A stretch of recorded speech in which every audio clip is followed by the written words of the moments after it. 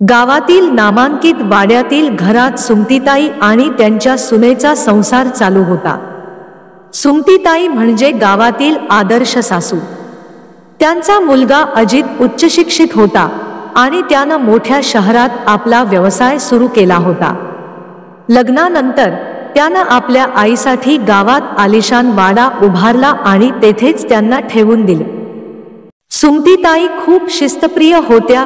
त्यांच्या घरातील सर्व कामे वेळेवर आणि नियोजनाने होत असत। त्यांची सून नेहा मात्र खूप साधी आणि मनमिळाऊ स्वभावाची होती।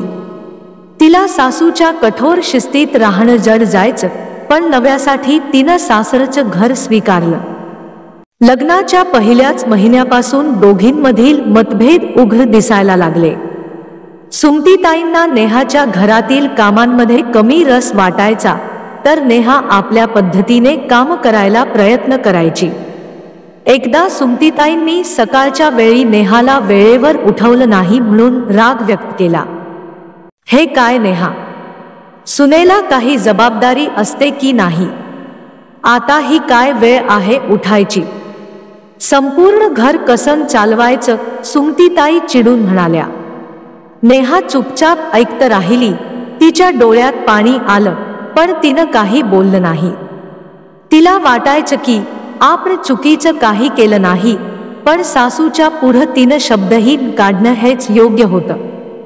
दिवस जात होते आणि या गैरसमजांची दरी अधिक वाढत गेली। नेहा आणि सुमतीताई यांच्या नात्यातला संवाद कमी झाला। फक्त गरज पडली तरच त्या एकमेकींशी बोलत होत्या। एकदा नेहाला तिच्या माहेरी जायचं होतं।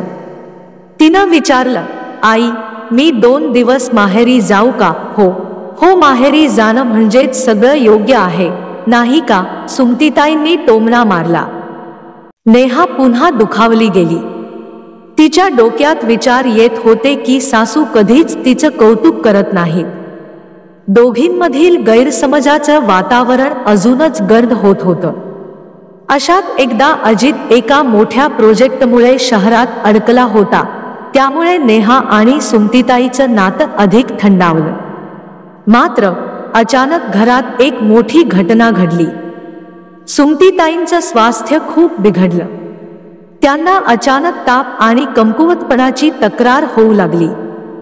नेहाला समजलं की सासूच्या आरोग्याबाबत आता तिनं लक्ष द्यायला हवं। ती सुमतीताईंच्या जवळ गेली आणि त्यांच्या सर्व गरजा पूर्ण करू लागली।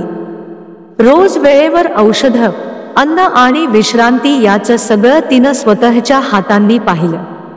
आता सुमतीताई नेहाच्या प्रयत्नांना ओळखू लागल्या होत्या। त्यांचं मन हळूहळू मोकळं होऊ लागलं। एक दिवस रात्री सुमतीताई उशिरा उठल्या। नेहा चहा बनवून त्यांच्यासाठी घेऊन आली। सुमतीताईंनी चहा घेतला आणि थोड्या वेळाने त्या बोलल्या, नेहा, मला माफ कर। मी तुझ्यावर खूप रागवायचे, पण मला कधी कळलं नाही की तू खरंच माझ्या मुलीसारखी आहेस। तुझं माझं नातं मी समजून घेतलं नाही। नेहाला सासूच्या या शब्दांनी धक्का बसला। ती म्हणाली, आई, तुम्ही असं काही का म्हणता? तुम्ही माझं कौतुक करावं असं मी कधीच काही केलं नाही। मी फक्त घराचं आणि तुमचं चांगलं व्हावं याचीच काळजी घेतली। सुमतीताईंच्या डोळ्यातून अश्रू वाहू लागले। त्या म्हणाल्या, नेहा, तुझ्या साधेपणातच खरं सौंदर्य आहे। मला उगाच वाटायचं की तुला माझ्या शिस्तीत कधी रुचलं नाही, पण खरं म्हणजे मीच तुला योग्य प्रकारे समजून घेतलं नाही। सुमतीताईंच्या डोळ्यातून अश्रू वाहू लागले। त्या म्हणाल्या, नेहा, तुझ्या साधेपणातच खरं सौंदर्य आहे। मला उगाच वाटायचं की तुला माझ्या शिस्तीत कधी रुचलं नाही, पण खरं म्हणजे मीच तुला योग्य प्रकारे समजून घेतलं नाही। दोघींच्या नात्यातला गैरसमज आता पूर्णपणे मिटला होता। नेहा आणि सुमतीताई आता एकमेकांच्या भावनांना समजून घेत होत्या। त्या दिवसानंतर सुमतीताई नेहावर विश्वास ठेवू लागल्या आणि नेहाही सासूच्या सल्ल्याला महत्त्व द्यायला लागली। गेल्या काही महिन्यांमध्ये घरातील सर्व वातावरण बदललं होतं। सुमतीताईंना आता नेहाची साथ मिळाली होती आणि नेहालाही सासरच्या घरात आपल्या अस्तित्वाचं मूल्य जाणवायला लागलं होतं. त्या दोघी आता एकमेकांशी सगळं मोकळं बोलत असतं आणि घरातला वादांचा काळ आता मागे पडला होता. आता घरात प्रेमाचं वातावरण होतं. नेहा जेव्हा सुमतीताईंसोबत कोणतंही काम करत असे तेव्हा त्या तिच्या मताचाही आदर करत होत्या. त्यांना समजलं की नेहा फक्त एक सून नाही तर एक मुलगीही आहे. याचं कारण म्हणजे त्या दोघींमधील गैरसमज मिटले होते आणि त्यातूनच एक नवं नातं तयार झालं होतं.